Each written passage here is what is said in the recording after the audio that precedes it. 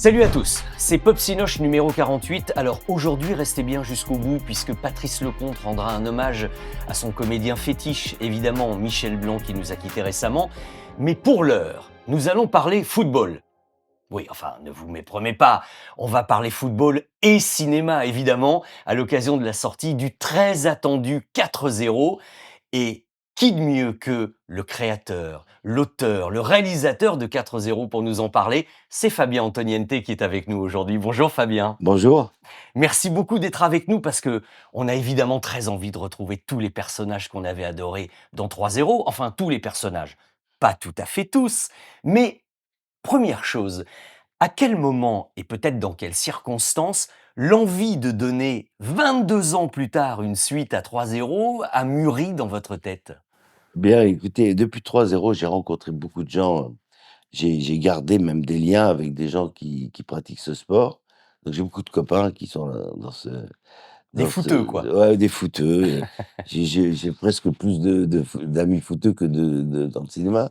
C'est assez curieux, mais c'est des gens que je fréquente. J'aime bien aller au stade, j'aime bien aller voir l'envers des décors, ça me passionne et donc j'ai plein de copains et qui me disent: «Mais quand est-ce que tu nous en fais un autre?» et puis j'avais pas parce qu'en plus le film est devenu un peu culte, donc on n'a pas trop envie de toucher à cette affaire-là, quoi. C'est Ouais, ouais, touchy, hein. ouais. Et puis, il y a eu une bascule où on a vraiment vu, le monde d'avant, le monde de maintenant, avec la phrase de Kylian Mbappé qui dit: «Le football, il a changé». Alors là, c'était le sommet, Et oui. et je me suis dit: «Peut-être qu'on pourrait, montrer ce qui se passe vraiment aujourd'hui et qui n'a rien à voir et maintenant». Et donc j'ai rassemblé, les personnages que je pouvais réutiliser, donc l'inamovible, Alain Colonna? Gérard Lanvin, Eh oui. et qui est une nouvelle fois parce que son rôle est formidable, parce que c'est un type qui est éloigné, cette fois-ci là, du côté de Tahiti. Voilà. Dans 3-0, il était au Brésil Voilà, et il revenait et il là, il est à revenait. Tahiti. C'est un Ça gars va qui pour lui, revient, hein? Oui, oui. en fait, et puis c'est surtout une histoire de famille. Une histoire de famille, comme je les prends un peu dans Camping. Donc il y a une histoire avec, José Pinto, qui est joué par Didier Bourdon, qui s'est remarié avec Isabelle Nanty. Ils ont un fils, et un restaurant Mmh. portugais qui s'appelle le Churrasco, qui bat de l'aile, comme dans Cauchemar en cuisine. Donc Oui, ça va pas fort, ouais. et le fils, il a pas du tout envie de reprendre cette affaire.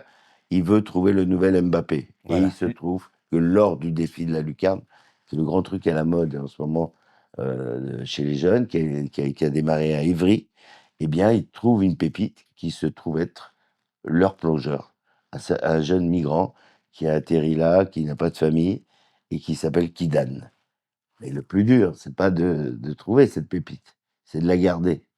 Parce que les requins rôdent, les agents malveillants, et cetera. Donc Sylvie va appeler l'inévitable Alain Colonna, qui coulait des jours heureux du côté de Tahiti et qui va revenir. Et lui, il adore revenir, Gérard, avec son costume noir comme Zorro. Oui et puis affûté Gérard, hein, Ah, waouh! Les évidemment, cheveux ont un peu blanchi, mais mais il est beau, hein? affûté, bel homme. Ah ouais, bel homme. Et lui, il adore constater ce qui marche pas. En fait, parce que c'est un film sur le ballon, mais c'est aussi un film sur le monde. Et quand il dit, «Rassurez-moi, le ballon est toujours rond», c'est aussi: «Est-ce que la terre tourne toujours bien Oui, rond?» oui, oui. Et lui, ça lui permet de voir tout ce qui ne fonctionne pas. Eh oui. Voilà, donc il se régale à faire ce genre de personnage.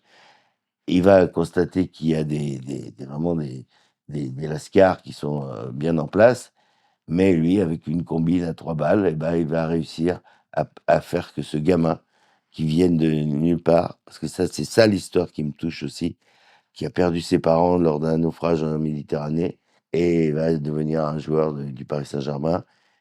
Et aussi, c'est un message à tous les jeunes qui doutent, qui sont un peu dans l'expectative. Eh bien, il faut toujours, croire en ses rêves, Mmh. et comme disait René Char: «Accroche ton char à une étoile».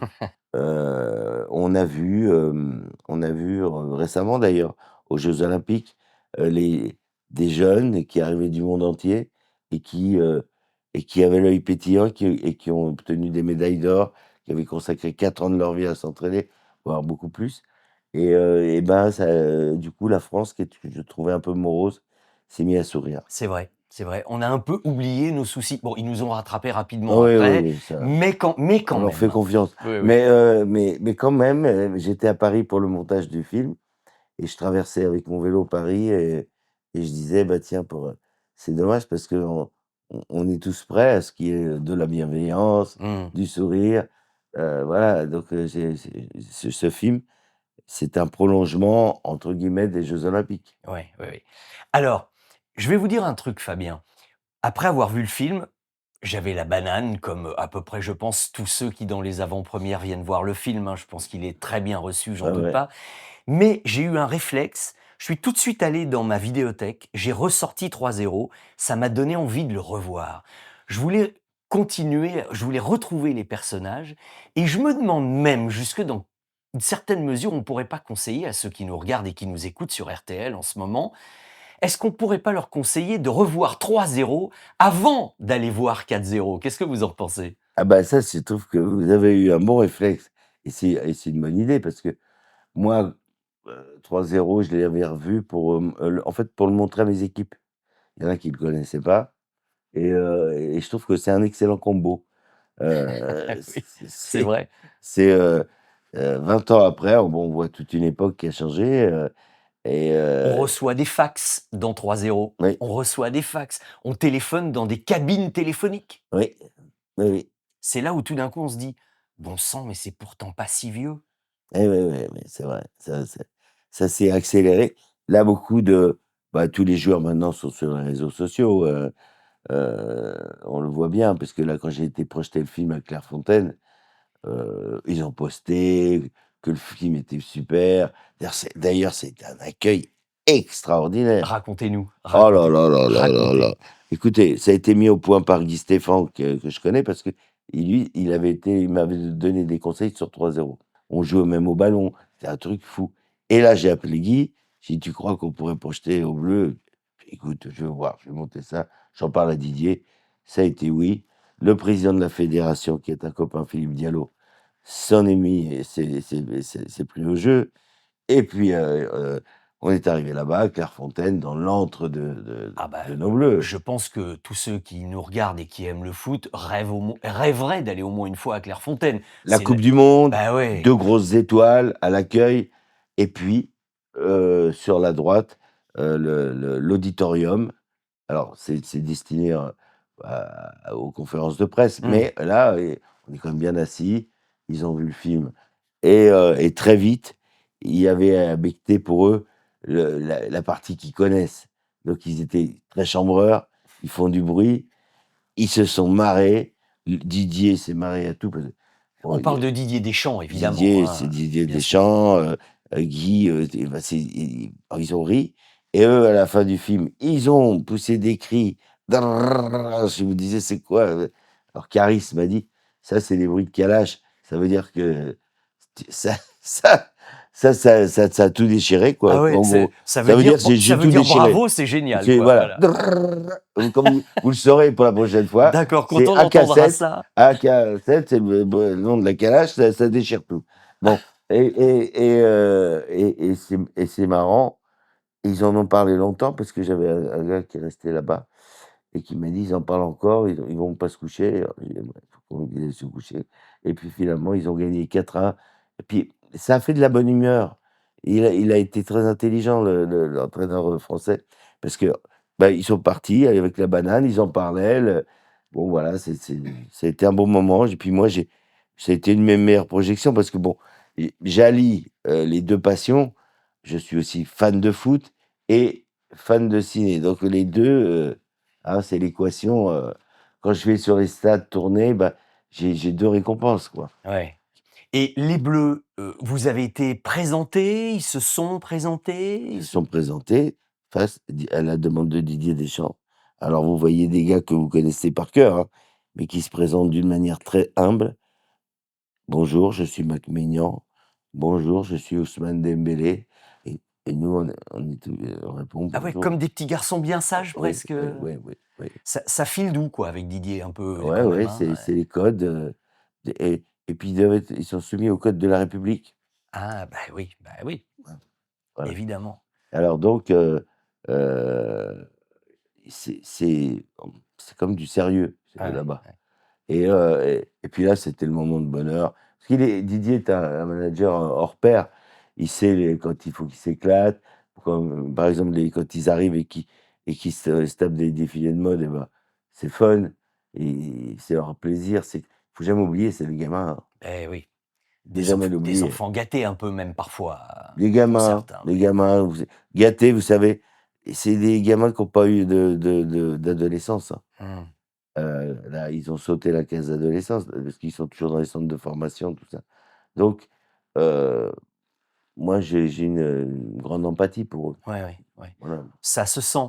Alors d'ailleurs, puisqu'on parle de professionnels du foot, il y a toujours les guests, hein, comme dans 3-0. Là, dans 4-0, eh ben, vous allez voir, hein, au fur et à mesure. Ah, tiens, Giroud, on peut donner quelques Oh, noms, c'est pas spoilé, hein. Tiens, Giroud arrive. Tiens, Jean-Pierre Papin. Tiens, et puis alors, Jean-Claude Darmon, notamment. qui est un super comédien et qui a, mine de rien, un rôle important par rapport à Gérard Lanvin, Alain Colonna, hein. Ouais, et puis il y a C'est Rail, et puis il y a ceux qu'on voit. Il y a même un concours, qu'on pourrait lancer, parce que, heu, reconnaissez-les. qui a reconnu, Marcel Dib? Qui a reconnu Jean-Marc Ferreri, international français? Luxonor, et enfin, il y en a un peu partout, hein, Ouais, ouais, ouais. Il y a quand même Paul Pogba aussi. oui, Paul, il a un vrai rôle en ah plus, oui, hein. oui, Et oui. Puis un rôle qui fait la bascule du film. Donc en fait, ce qui fait l'originalité de ce film, c'est tout ce qu'il y a dans le Checker, qu'on a mélangé. ouais, C'est-à-dire qu'il y a des acteurs de renommée, vraiment, en France, et des bons acteurs qui sont des footballeurs, et tout se mélange, de manière, assez gracieuse, et voilà. c'est le principe d'un cocktail réussi, Fabien. Un Voilà, bon cocktail, voilà, on le boit si tous les ingrédients sont voilà. justes. Et donc en fait, avant tout, c'est une histoire de famille. Parce que, heu, moi, je peux pas, envisager, de parler d'un sujet comme le foot, si c'est pas vu par des gens qui n'y connaissent rien, en fait, Mmh, qui sont des gens du populaire, qui sont entre guillemets «mes campeurs». C'est en fait, c'est camping, rencontre, le football, ouais. et c'est ça le film. Et puis à un moment donné, quand le mec du populaire va devenir va rentrer dans le foot business, ce qui est le cas de José Pinto, Didier Bourdon, là, ça va faire des étincelles, parce Il a que un rôle extraordinaire. Parce qu'en plus, vous je sans faire de mauvais jeu de mots, vous l'avez mangé, je ne sais pas à quelle sauce, mais à la sauce brésilienne, à la sauce portugaise, à la sauce italienne. Il se déguise, il se travestit, il prend des accents. Mais qu'est-ce qu'il a dû s'éclater, Bourdon, à Ah jouer ben tout c'est ça, le non? Bourdon, des inconnus, hein, Ah ouais, ah c'est ouais, le Bourdon qu'on aime, hein. ouais. C'est Et puis il a pas peur de faire ça, Ah non, ça, ça, de se faire passer pour des personnages différents, bah, pour un acteur, c'est pour un génial, comédien, mais oui. Ça, génial, j'en doute hein. pas. Et puis alors, il y a ceux qu'on connaît en effet, mais il y a des découvertes. Très franchement, je suis pas hyper branché rap, mais Caris, en tant que comédien, il m'a assis. Chaim, heu, alors elle, excellente comédienne, Ouais, agente, je sais pas si on dit ça, agente de agent, agent. footballeur, agente footballeur, elle est plus vraie que nature et waouh, elle donne du glamour, mais en plus elle est convaincante, c'est 2 révélations pour moi, Ouais, hein, ouais. tous les 2. Par exemple, il existe dans le football une agent très belle comme ça, très très sexy, qui s'appelle Sonia Swede. C'est celle qui a fait tomber Le Gret, parce que Le Gret lui avait proposé des petites coupettes dans sa chambre. Elle Ouais, dit: «Regarde-moi bien, il y a pas de petites coupettes», donc il faut du ouais, caractère, et donc ouais. fait partie des gens et des femmes qui sont charismatiques, mais on sent elles ont grandi dans un milieu d'hommes, Ah bah oui, et oui, oui. elles se laissent pas faire, Mmh. et je trouve que Chaim, Donc en ayant vu cette Sonia Swede, Chaim, ressemble à cette personne C'est comme et ça je que suis vous y avez c'est pensé? comme ça que j'y ai pensé, voilà. Ah ouais. Et Et Caris? et Caris, en fait, je suis parti d'un agent, que je connaissais, un peu, heu, un peu trouble et qui appelle tout le monde frérot, parce que c'est une famille de frérots là-dedans, hein. Oui. Tout le monde s'appelle frérot, c'est une grande, grande, grande famille, les frérots. Il y a une scène Oui, irrésistible. oui, Mais oui. qu'est-ce qui Lanvin comprend pas. Mais c'est quoi tous ces frérots Il y a là? une portée ou quoi? Oui, il y a une portée, c'est ça. Et donc il y a beaucoup de frérots, voilà, pour vous dire. Oui, oui. Et quand ils vous disent frérot et qu'ils vous aiment, il faut se méfier. Et donc le personnage de Caris, il l'a vite compris, heu, il l'a joué avec le sourire, c'est encore plus inquiétant. Beh oui. Ah ben, grand sourire. On a l'impression qu'il a 54 dents dans la bouche tellement il Ouais, a un grand ouais. sourire, hein, on Mmh, est ouais, d'accord, ouais, hein? ouais, ouais, ouais. Et ça fout les jetons. Ouais. Quand un mec vous sourit trop, méfiez-vous quand même, hein, Mmh. parce que c'est chaud. Non, il y a Et beaucoup puis de alors tendresse. surtout, la grande surprise de mes projections en province et ailleurs, c'est que le film plaît beaucoup aux femmes. Les femmes s'y retrouvent dans C'est ce vrai. de et Ouais. moi j'ai eu beaucoup, beaucoup, beaucoup de témoignages de femmes qui disaient: «Ah ouais, je le voyais pas comme ça», donc c'est en gros, c'est pas qu'un film sur le football, c'est un film sur la vie. Ouais. Bon, on pourrait en parler des heures, hein, Fabien, mais les avant-premières dans toute la France, ça continue, donc allez, il faut prendre la Il faut voiture, que direction Pontarlier Pontarlier, et frontière suisse? bah oui, et puis non, mais surtout, allez voir le film, vous allez passer un excellent moment et revoyez 3-0. Il y a plein de petites allusions sympas, vous les comprendrez mieux. C'est mon petit conseil. Merci beaucoup Fabien de nous avoir parlé de tout ça. J'ai envie de dire, merci frérot. Oh! J'ai presque à 2 doigts de te checker. À bientôt et merde pour le film. Et elle s'en prend. Le 3 octobre dernier, tout le monde évidemment a été cueilli par le décès tout à fait tragique et inattendu de Michel Blanc. C'est le cinéaste Patrice Lecomte. Ils ont fait 7 films ensemble qui va nous en parler aujourd'hui, pour vous dans Pop Cinoche. On était en train, le tournage de Tandem était terminé, je devais être sur la post-production, le montage et Philippe Carcassonne, toujours lui, qui avait donc produit Tandem, qui avait réussi à produire Tandem, me dit: «Bon, Patrice, on fait quoi maintenant? Enfin, est-ce qu'il y a des idées qui te trottent en tête? Est-ce que tu as des Et projets?» continuons, c'est bien, Oui, c'était continuons. beau, allons-y quoi, mais oui. Et je lui dis: «Bah, je sais pas, on va trouver une idée, t'inquiète pas», et lui, il me dit: «Tu sais ce film que tu adores, qui est un film de Julien Duvivier, qui s'appelle Panique?» et Michel Simon et est ouais. extraordinaire. Et je disais, il m'arrivait de dire, Panique est un film que mais j'adore Duvivier, mais Panique est un de mes films préférés, avec Pepe le Mocco et d'autres, mais Panique est un de mes films préférés, un jour je ferai un remake de Panique. Et Carcassonne me dit: «Mais tu sais que Panique, que tu aimes tellement, on va pas faire un remake, tu vas faire une nouvelle adaptation». Parce que je ne savais pas, j'avais pas, noté au générique que c'était adapté de Simenon. Et donc j'achète Les fiançailles de Monsieur Hir, titre original du roman. Je lis. Et donc j'entrevois assez vite la possibilité de faire une autre adaptation, et puis surtout de faire un film qui me captive. J'appelle Carcassonne et je lui dis: «Je viens de lire Les fiançailles de Monsieur Hir», on fait le film bien sûr, et c'est comme ça que les choses sont parties et qu'on a adapté avec Patrick De Wolf, qu'on a adapté Les fiançailles de Monsieur Hir. Michel Blanc a été, comme Gérard Jugnot pour Non, Tandem, d'accord tout de non, suite? alors, quand on a écrit Tandem, on a écrit Tandem, sans penser aux acteurs. Parce qu'il m'est arrivé d'écrire des films, pour des acteurs précis. Mais quand on a écrit avec Patrick De Wolf, l'adaptation qui est devenue Monsieur Hir, on ne pensait pas des acteurs. Confusément, je ne pouvais pas m'empêcher d'en rêver. Confusément, Sandrine Bonner, flottait là, Oui. au-dessus de nos feuilles, d'écriture. Mais je dis: «Non, non, parce que écrivons pour les personnages et on verra bien qui les». Mais Sandrine était là. Mais Michel Blanc, non, non, ça s'est décidé beaucoup, beaucoup plus tard, vraiment une fois que tout a été terminé, et où je me suis dit, bon alors Monsieur Hir c'est qui? Il y a plusieurs pistes, plusieurs idées, plusieurs éventualités, mais assez vite je me suis dit: «Michel, ce serait formidable». Il ne ressemble pas du tout à Monsieur Hir tel que Simenon le décrit. Monsieur Hir décrit par Simenon, c'est un type, replé, un peu translucide, pâle. Il le décrit à un moment qui s'éloigne sur une rue pavée. Il dit c'est comme s'il rebondissait sur chaque pavé. Donc c'est plutôt Jacques Villeray sur le. D'accord, oui. Mais je voulais faire. Mais je trouvais que Michel Blanc, ce serait bien pour plusieurs raisons. D'abord parce que ça me permettait encore une fois de faire un film avec un ex bronzé et de l'entraîner sur un terrain différent.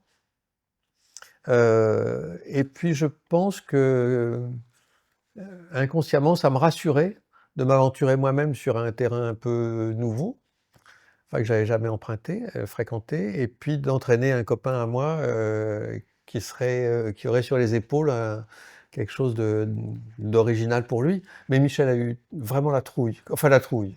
C'était une bonne trouille. Hein. Oui, oui, C'est une oui. trouille qui était moteur, mais il m'a dit mais je vais être ennuyeux, Patrice. Je lui ai dit non, t'inquiète pas, tu seras pas ennuyeux. Il n'est pas ennuyeux dans le film. Il est mystérieux, énigmatique, inquiétant. Oui. Rassurant. Très sobre, évidemment. Très sobre, mais il faisait rien. C'est Michel, peut-être c'est un pour ça acteur. qu'il avait peur de se Oui, trouver parce que ennuyé. c'est un acteur très, enfin, très physique, je me comprends, mais très expressif, voilà le mot que je Ouais. cherchais. Alors que là, je lui disais, non, non, soit, je dis, mais ça va être le musée Grévin, là. Et ce qui est drôle, c'est que il m'a avoué ça à la fin du tournage. C'est que lui, il rentrait chez lui le soir, alors qu'il aime bien rencontrer des copains, boire des coups, aller dans des bars et tout ça, changer les idées après une journée de tournage un peu corsetée. Et lui, il rentrait chez lui tout seul. Il mangeait une petite soupe, il allait se coucher, et il était devenu un peu Monsieur Hir, vraiment. Ah oui. Ça l'avait un peu comme un sachet de thé qui infuse, il était très Monsieur Hir. Et puis après, il s'est débarbouillé de Monsieur Hir, mais le tournage, alors que le film était attentif et parfois un peu sombre, mais le tournage était très joyeux, quoi. Oui. J'étais tellement fier que ce film soit sélectionné à Cannes. Le film a été très applaudi, très aimé, et surtout, ça a changé ma vie, quoi, par rapport à. J'étais un cinéaste assez hexagonal, et grâce à Cannes, qui braque 12 projecteurs formidables sur nos œuvres, le film a été exploité et vendu un peu partout dans le monde, et puis à partir de Monsieur Hir, mon travail a été connu ailleurs qu'en France. Vous savez tout pour aujourd'hui. La chose la plus intéressante, c'est de se retrouver la prochaine fois avec un nouveau programme. Vous partagez, vous likez, vous commentez, n'hésitez pas. Salut à tous, à la prochaine. Bye.